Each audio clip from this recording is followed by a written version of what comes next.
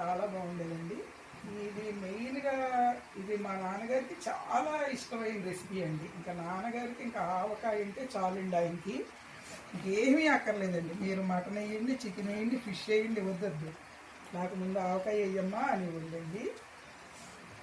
మా ఫ్రెండ్స్ ఉన్నారండి, డేజీ అని మా బెస్ట్ ఫ్రెండ్ అనమాట. మీరు వీడియోస్లో కూడా చూసే ఉంటారు.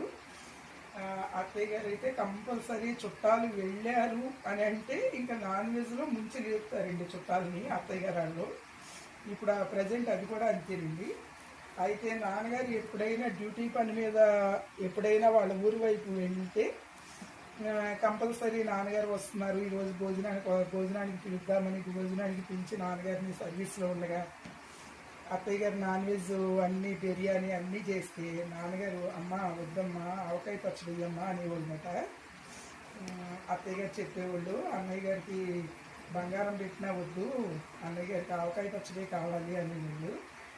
అలా నాన్నగారికి చాలా ఇష్టం అండి. మిగతా ఏ వంటలు చేసినప్పుడైనా టైంకి అది పెట్టట్లేదు ఇది పెట్టట్లేదు అని అమ్మ మీద కేకలు వేసేవాళ్ళు కానివ్వండి, ఆవకాయ పచ్చడి పెట్టినప్పుడు మాత్రం ఇంకా అసలు ఏమీ మాట్లాడేవాళ్ళు కాదండి ఆ రోజు. ఎందుకంటే ఆవకాయ పచ్చడి రెడీ అయిపోవాలి, ఆవకాయ పచ్చడి రెడీ అయిపోవాలి, సంవత్సరం అంతా ఉండాలి, మొదటి ముద్ద ఆవకాయ పచ్చడితోనే తినాలి అనండి. అలా ఉంటారండి ఆయన. అంత ఇష్టమండి మా నాన్నగారికి. మళ్ళీ మా హస్బెండ్ వచ్చి ఆవకాయ పచ్చడి అంటే ఆయనకి ఇష్టం ఉండదండి. ఆయనకి వచ్చి గోంగూర పచ్చడి అంటే ఇష్టం అండి. గోంగూర పచ్చడి, కొండ మిరపకాయ పచ్చడి అవి ఇష్టం అండి. వాళ్ళు గుంటూరు జిల్లా వాళ్ళు అన్నమాట. మా నాన్నగారు కూడా గుంటూరు జిల్లా అయినా కూడా మా నాన్నగారు 40 years బయట సర్వీస్ చేశారు వెస్ట్ గోదావరిలోనే. అందుకని అక్కడ అలవాట్లు మా నాన్నగారికి వంట పట్టేసింది అండి. నేను ఎక్కువ వెస్ట్ గోదావరిలో ఉండటం వల్ల అక్కడ అలవాట్లు, అక్కడ భాష, అక్కడ ఇది అంతా కూడా అలా అలవాటు అయిపోయిందండి మాకు. కానీ మా హస్బెండ్ వైజాగ్ వచ్చినా కూడా ఆయన గుంటూరు జిల్లా అలవాట్లు పోలేదండి, అలాగే ఉన్నాయి. అందుకని ఆయనకి అదంటేనే ఇష్టం అండి, గోంగూర పచ్చడి అంటేనే ఇష్టము. అది నిలవ పచ్చడి నాకు అంత బాగా రాదండి. మా అమ్మగారు అయితే బాగా పట్టేవాళ్ళు, ఇంక ఇష్టమని. నాకు రాదండి. ఎప్పటికప్పుడు రెడీమేడ్ ఆ రోజు పెట్టేసుకుంటాం అన్నమాట. రోటి పచ్చడి ఉంటుంది కదండి, ఆ గోంగూర రోటి పచ్చడి పెట్టేస్తానండి. రోటి పచ్చడి 2 రోజులకి 3 రోజులకి చేసుకుంటాను. ఇలా నిలవ పచ్చడి అంత బాగా రాదండి. ఇంకా ఆవకాయ మాత్రం బాగా వచ్చింది. ఆవకాయ అయితే ఇంతేనండి. కంపల్సరీ ముక్కలు మాత్రం మీరు ఫైనల్గా నేను చెప్పేది ఏంటంటే కంపల్సరీ ఆయిల్లో మాత్రం డిప్ చేసుకోండి మేడం.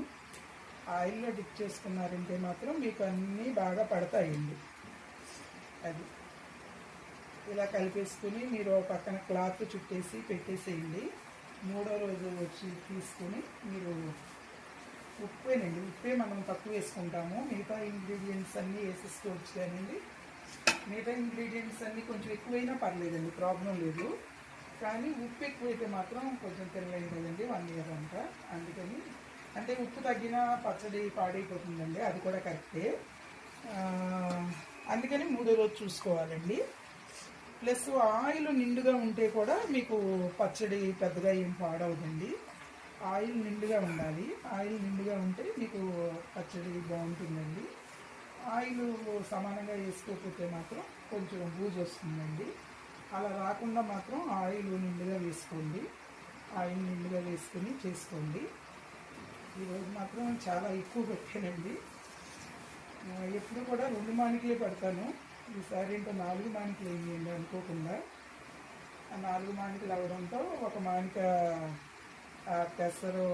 పెసరపప్పు ఆవకాయ అంట అది పెట్టానండి. చూడాలండి ఎలా ఉంటుందో మరి. ఈ సంవత్సరం అది కొత్తగా పెట్టాము. అది మరి మా పాపాలకి నచ్చుతుందో లేదో వాళ్ళు వచ్చి తింటేనే కానీ తెలీదు. మా సిస్టర్ అయితే బాగుంది, నేను లాస్ట్ ఇయర్ కూడా పెట్టాను బాగుంది అంటుంది. అంటే చాలామంది యూట్యూబ్లో పెడుతున్నారండి, అదే చూసిందంట తను. అదే చూసి బాగుంది పెట్టాను బాగుంది అందండి. సరే చూద్దాం అని చెప్పేసి నేను కూడా పెట్టానండి. చూడాలండి ఎలా ఉంటుందో చూడాలి.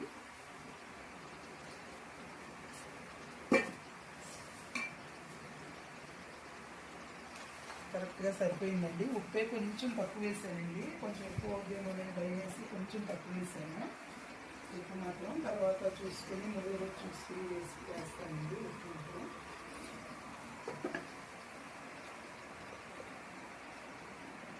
ఆయిల్ మాత్రం కంపల్సరీ వేయాలండి. ఆయిల్ 2 ప్యాకెట్లు ఏఎస్ బ్రాండ్ పప్పు నూనె వేసానండి. దాంట్లో పూర్తిగా ముందు పట్టిన దాంట్లో ఒకటి కంపల్సరీ మొత్తం వేసానండి, ఒక ప్యాకెట్ వేసాను. దీంట్లో మాత్రం 2 ప్యాకెట్లు వేసానండి, కానీ చాలదండి. 3వ రోజు తెచ్చుకుని మళ్ళీ కలుపుకోవాలండి. ఇప్పుడు పూర్తిగా మిగిలిందంతా మనం ఇలా ముక్కలు పట్టించేసి కలిపేసుకోవడమేనండి. కలిపేసుకుని దీంట్లో వేసేసుకోవడమే.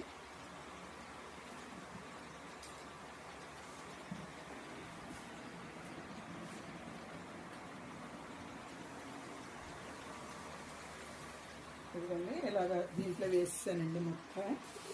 అంటే ప్లాస్టిక్ డబ్బాలు పెట్టాను అనుకుంటారేమో, ఎక్కువ కదండి, అందుకని మనకి ఇంకా ఇంట్లో అంతకంటే పెద్దవి ఉండవండి. జాడీ ఉంది కానండి, జాడీ కూడా ఇంత పెద్దది కాదు.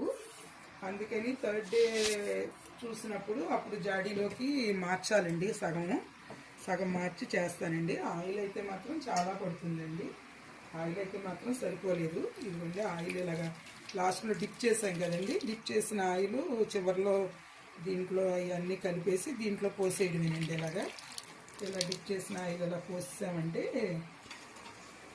అన్ని ఉప్పు, కారము, పసుపు ఇవన్నీ ఉన్నాయి కదండి, ఆవు పిండి, మెంతిపిండి అన్నీ ఉన్నాయి కదండి, అవన్నీ శుభ్రంగా కలిసిపోతాయండి. మనం 3rd డే చూసుకుని మళ్ళీ మనం ఆయిల్ కలుపుకోవాలండి. ఇప్పుడే కలపాలండి, మామూలుగా అయితే ఎక్కువ కదా. నేను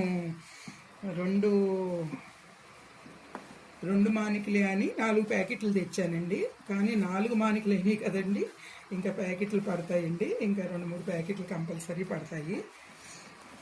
దీంట్లో ఇప్పుడు వెల్లుల్లిపాయలు కొన్ని తీసుకుని వేసుకుంటామండి. 1 కేజీ దాకా పైన పీల్ తీసేసుకుని వేసుకుంటామండి.